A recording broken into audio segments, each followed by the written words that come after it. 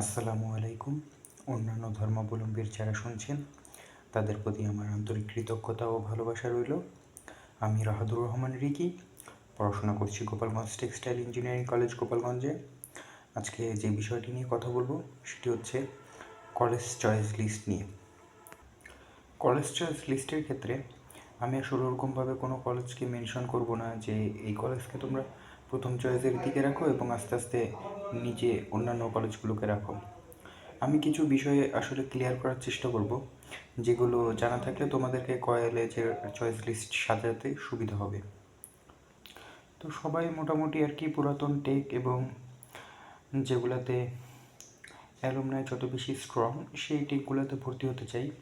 সেক্ষেত্রে সিটেক বিটেকে 18তম batch running চলছে, সেগুলো খুব ভালো অপশন হতে পারে। এছাড়াও টেকেনে 17তম ব্যাচ, বরিশাল টেক্সটাইল ইঞ্জিনিয়ারিং কলেজে 14তম ব্যাচ, ঝিনাইদহ টেক্সটাইল ইঞ্জিনিয়ারিং কলেজে 8ম ব্যাচ, রংপুর টেক্সটাইল ইঞ্জিনিয়ারিং কলেজে 6ষ্ঠ ব্যাচ, গোপালগঞ্জ টেক্সটাইল ইঞ্জিনিয়ারিং কলেজে 4র্থ ব্যাচ এবং জামালপুর টেক্সটাইল ইঞ্জিনিয়ারিং কলেজে 3য় ব্যাচ চলছে। সেক্ষেত্রে তোমরা সাজাতে পারো, পুরাতন টেক যেগুলো আছে সেই অনুসারে সাজাতে পারো।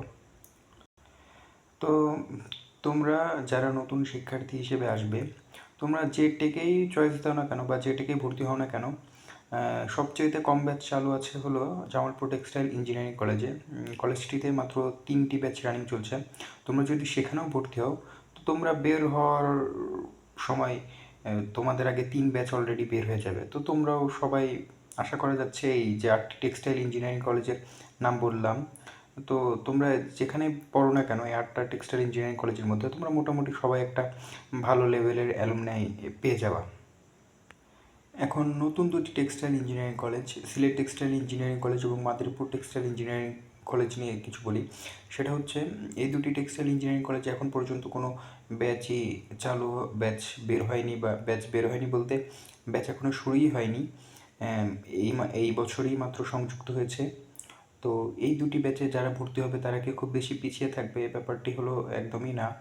আসলে তারা বিভিন্ন সংগঠন আছে, যেমন textile engineers club, textile engineers society, textile engineers association. এই সংগঠনগুলোর মাধ্যমে তারা সহজেই নেটওয়ার্কিং তৈরি করে নিতে পারবে এবং খুব ভালো অ্যালুমনাইয়ের সাথে তারাও সংযুক্ত হয়ে যেতে পারবে যারা এই কলেজগুলোতে ভর্তি হবে, বিশেষ করে এই নতুন দুটি কলেজে। এছাড়া নতুন দুটি কলেজে যারা ভর্তি হবে তাদের উদ্দেশ্যে আমি মানে দু একটি কথা বলি। সেটি হলো যে তোমরা যারা ভর্তি হবে, তোমরা যে অ্যালুমনাই নাই বা হতাশ, এরকম হতাশ হওয়ার কোনো কারণই নাই। কারণ পৃথিবীতে সব কিছু তো নতুনভাবেই শুরু হয়। আর মানুষ সবচেয়ে বেশি তাকেই মনে রাখে যারা পথ দেখায় বা নতুনভাবে যারা সব কিছু শুরু করে, যার সামনে থেকে নেতৃত্ব দেয়, মানুষ আসলে তাদেরকে বেশি মনে রাখে। অতএব তোমরা যদি নতুন কিছু শুরু করতে পারো, তোমরা নতুনভাবে তোমাদের অ্যালুমনাই গঠন করতে পারো, তো তোমরা অবশ্যই তোমাদের জুনিয়রদের জন্য বা তোমাদের পরের ব্যাচের জন্য খুবই ভালো একটা কাজ করে রেখে যেতে পারবে এবং তোমাদের ক্যাম্পাস তোমাদেরকে সারা জীবন আর কি মনে রাখবে। তো কলেজ চয়েস লিস্টের ক্ষেত্রে সবচেয়ে যে গুরুত্বপূর্ণ বিষয়টি এখন বলবো সেটি হচ্ছে তোমাদের বাসা কোন কলেজ থেকে কাছে হবে বা তোমরা যে যে ডিভিশন, সেই ডিভিশনের কলেজকে প্রায়োরিটি দিলে খুব বেশি খারাপ হবে না। কারণ আমার গল্পটা যদি আমি একটু বলি, সেক্ষেত্রে আমার যে পজিশন ছিল, আমি চাইলে পারে যে কোনো পুরনো টেকে ভর্তি হতে পারতাম, কিন্তু আমার বাসা আসলে ফরিদপুরে মধুখালীতে হওয়াতে তো এখান থেকে গোপালগঞ্জ খুবই কাছে এবং ট্রেনে যাতায়াত করা যায়। 2-2.5 ঘন্টার ভিতরে আরামসে খুবই স্বল্প খরচে গোপালগঞ্জে এসে আমার ক্লাস করতে কোনো অসুবিধা হয় না এবং আমার বাসা থেকে খুব কাছে এবং আমি যে কোনো সময় বাড়িতে থেকে যাওয়া আসা করতে পারি। তো এক্ষেত্রে আমার জন্য খুবই ভালো।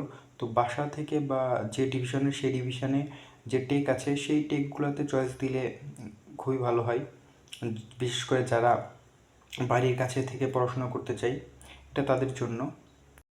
বিশেষ করে ঢাকা ডিভিশনে যারা রয়েছে তারা জিটেককে অবশ্যই এগিয়ে রাখতে পারো, কারণ ঢাকা থেকে মাত্র 2-2.5 ঘন্টার ভিতরে গোপালগঞ্জে চলে আসা যায়, যাতায়াত ব্যবস্থা খুবই ভালো। এছাড়া যার যে ডিভিশন আছে সেই ডিভিশনের কলেজগুলোকে আগে ফার্স্ট প্রায়োরিটি রেখে চয়েস দিতে পারো। অথবা কেউ যদি চায় যে না, আমার বাসা যেখানে হোক আমি পুরাতন টেকগুলোতে পড়বো, তবে সেক্ষেত্রে তুমি সিটেক, বিটেক, টেকএনকে, বরিশাল টেক্সটাইল ইঞ্জিনিয়ারিং কলেজকে এগিয়ে রাখতে পারো। তো এতটুকুই ছিল আর কি।